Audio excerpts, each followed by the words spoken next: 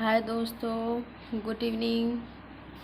आज का टॉपिक है दाग धब्बे छुड़ाना। उससे रिलेटेड है, दाग धब्बे से रिलेटेड क्वेश्चन है। चलते हैं क्वेश्चन की ओर। पहला क्वेश्चन है, दूध, मांस, अंडा आदि इन सबके दाग छुड़ाने के लिए दाग छुड़ाने के लिए ठंडे पानी और साबुन का प्रयोग किया जाता है। यह दाग किसके अंतर्गत आते हैं? तो प्राणिज एवं जांतव दाग के अंतर्गत आते हैं। क्वेश्चन पूछा जाएगा, प्राणिज एवं जांतव दाग में के अंतर्गत क्या आते हैं? दूध, मांस, अंडा, ये प्राणिज और जांतव से रिलेटेड। आगे नेक्स्ट क्वेश्चन है, सोडियम कार्बोनेट व बोरेक्स अमोनिया किस दाग के लिए प्रयोग किया जाता है? सोडियम कार्बोनेट व बोरेक्स अमोनिया किस दाग के लिए प्रयोग किया जाता है? तो वानस्पतिक दाग के लिए। ये कैसा वानस्पतिक दाग है? वानस्पतिक तो चाय है, कॉफ़ी है, फल है, इन सब के लिए प्रयोग किया जाता है छुड़ाने के लिए। किस कारण वस्त्र पर दाग धब्बे लगते हैं? दाग धब्बे लगते हैं तो किसके कारण? तो क्लोरोफिल की उपस्थिति के कारण लगते हैं। इसको साफ कैसे करेंगे? साबुन और पानी से। नेक्स्ट क्वेश्चन है, चिकनाई युक्त दाग हटाने के लिए किसका प्रयोग किया जाता है? तो अवशोषक एवं विलायक का प्रयोग किया जाता है। चिकनाई युक्त दाग हटाने के लिए किसका प्रयोग करना चाहिए? अवशोषक एवं विलायक का। नेक्स्ट क्वेश्चन है, चिकनाई युक्त दाग के उदाहरण बताइए। ऐसे उदाहरण बताइए जो चिकनाई युक्त हो। तो चिकनाई दाग को हटाने के लिए तो मिट्टी, पाउडर, भूसी, पेट्रोल, तारपीन का तेल। नेक्स्ट क्वेश्चन है, अम्लीय प्रतिक्रमक से अभिक्रिया कराई जाती है, बाद में क्षारीय घोल से धब्बे वाले स्थान पर अभिक्रिया कराई जाती है। यह कथन सत्य है या असत्य है? तो सत्य है। बोरेक्स तथा अमोनिया का प्रयोग किस दाग के लिए किया जाता है? तो झुलसने का दाग। जैसे जब कपड़ा प्रेस करते हैं तो कहीं कहीं ऐसे झुलसने जैसा हो जाता है, तो उसके लिए किसका प्रयोग करते हैं? बोरेक्स तथा अमोनिया का प्रयोग करते हैं उस दाग को छुड़ाने के लिए। आगे चलते हैं, नेक्स्ट क्वेश्चन की ओर चलते हैं। नेक्स्ट क्वेश्चन है, दाग धब्बे छुड़ाने की कितनी विधियां हैं? तो 3 विधियां हैं, घोलक विधि, रासायनिक विधि और शोषक विधि। आगे क्वेश्चन की ओर चलते हैं, तारपीन का तेल, ammonia, petrol, benzene, carbon tetrachloride आदि सभी किस विधि के अंतर्गत आते हैं? तो घोलक विधि के अंतर्गत आते हैं। नेक्स्ट क्वेश्चन है, सोडियम पर बोरेट किस विधि के उदाहरण है? तो रासायनिक विधि के उदाहरण हैं। जेवेल वाटर किस विधि के अंतर्गत आता है? तो रासायनिक विधि के अंतर्गत। नेक्स्ट क्वेश्चन है, टेल्कम पाउडर, आटे की भूसी, आटे का चोकर, ब्रेड का चूर, फुलर अर्थ, जिसे कहते हैं फुलर अर्थ मतलब होता है मुल्तानी मिट्टी को कहा जाता है, आदि किस विधि के अंतर्गत आते हैं? तो अवशोषक विधि के अंतर्गत आते हैं। कौन सी धुलाई है जिसमें जल का प्रयोग नहीं किया जाता है? तो ड्राई क्लीनिंग ऐसी धुलाई है जिसमें जल का प्रयोग नहीं किया जाता है। नेक्स्ट क्वेश्चन, रेशम तथा ऊन के वस्त्रों की धुलाई तथा बनारसी कढ़ाईदार साड़ी की धुलाई आदि इन सब पर कौन सी धुलाई की जाती है? तो इसमें भी ड्राई क्लीनिंग की जाती है। आगे क्वेश्चन की ओर चलते हैं, petrol, ether, benzene, trichloroethene, chloroethene, carbon tetrachloride आदि सभी क्या हैं? तो घोलक हैं। नेक्स्ट क्वेश्चन की ओर चलते हैं, घोलक या विलायक कितने प्रकार के? 2 प्रकार के होते हैं, ज्वलनशील और अज्वलनशील। आगे क्वेश्चन है, खुली धूप या सूर्य का प्रकाश कैसा विरंजक है? तो प्राकृतिक विरंजक है।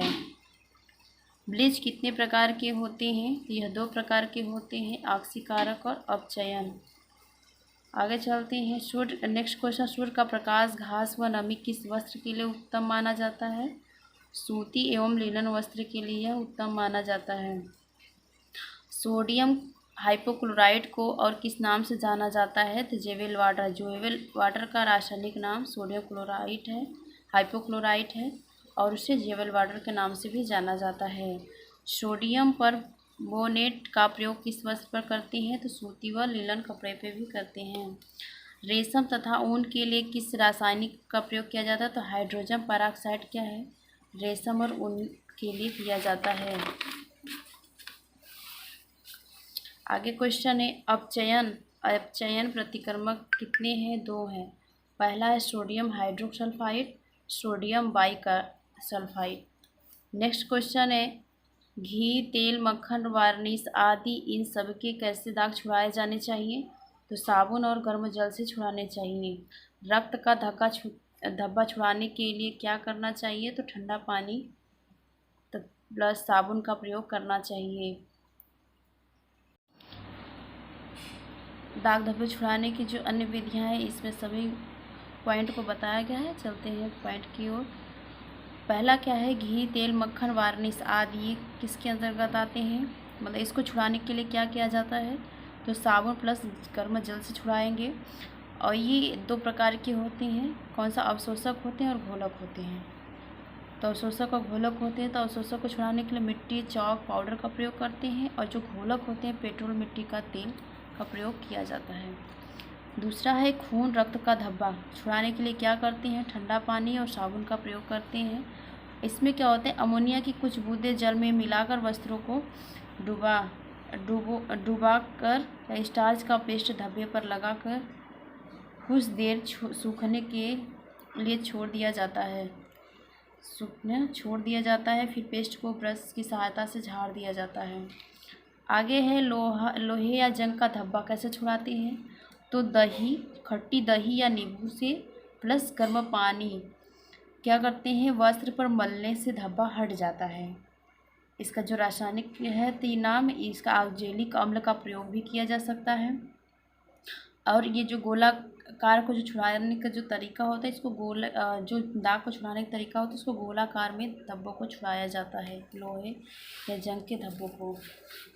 आगे नेक्स्ट क्वेश्चन टॉपिक की ओर चलते पहले पॉइंट की ओर। तो साइकिल की ग्रीस जो कैसे छुड़ाते हैं? तो पेट्रोल से, मिट्टी का तेल से, बेंजीन आदि से भी छुड़ा सकते हैं। आयोडीन के जो धब्बे होते हैं, ये जो इस फोटोग्राफर्स के शॉप पर इसका प्रयोग किया जाता है। तो क्या है ये? सोडियम हाइपोसल्फेट है। इस आयोडीन के धब्बे को छुड़ाने के लिए या स्टार्च पेस्ट के द्वारा इस धब्बे को छुड़ा भी सकते हैं।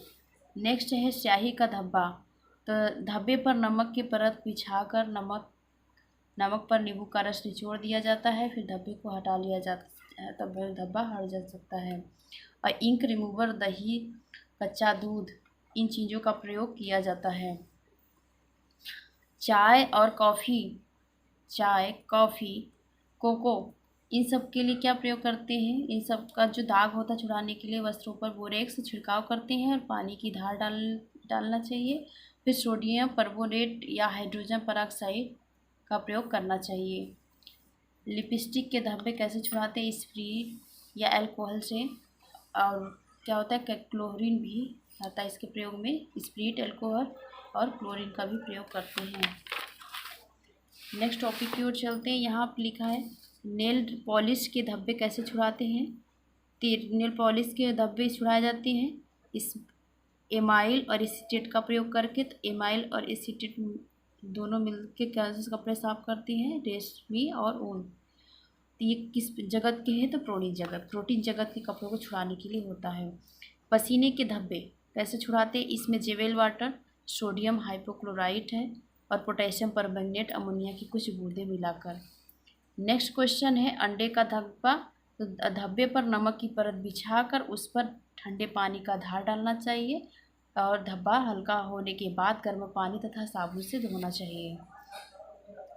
हल्दी का धब्बा कैसे छुड़ाएं? तो हाइड्रोजन पेरोक्साइड लगाकर वस्त्र को धूप में रख देना चाहिए। यदि वस्त्र ऊनी हो तो अमोनिया का प्रयोग किया जाना चाहिए। पान का धब्बा कैसे छुड़ाएंगे? पान का धब्बा हटाने के लिए कच्चा दूध का प्रयोग किया जाता है। अब आते हैं नेक्स्ट टॉपिक की ओर। सिंदूर के धब्बे कैसे छुड़ाएं? तो उसको छुड़ाने के लिए सिंदूर के धब्बे को तो साबुन प्लस गर्म पानी, हाइड्रोजन पेरोक्साइड की ज़रूरत होती है। घास के धब्बे कैसे छुड़ाएं? साबुन प्लस स्प्रीट या अल्कोहल द्वारा छुड़ाया जाता है। फल व शहद के धब्बे को कैसे छुड़ाएं?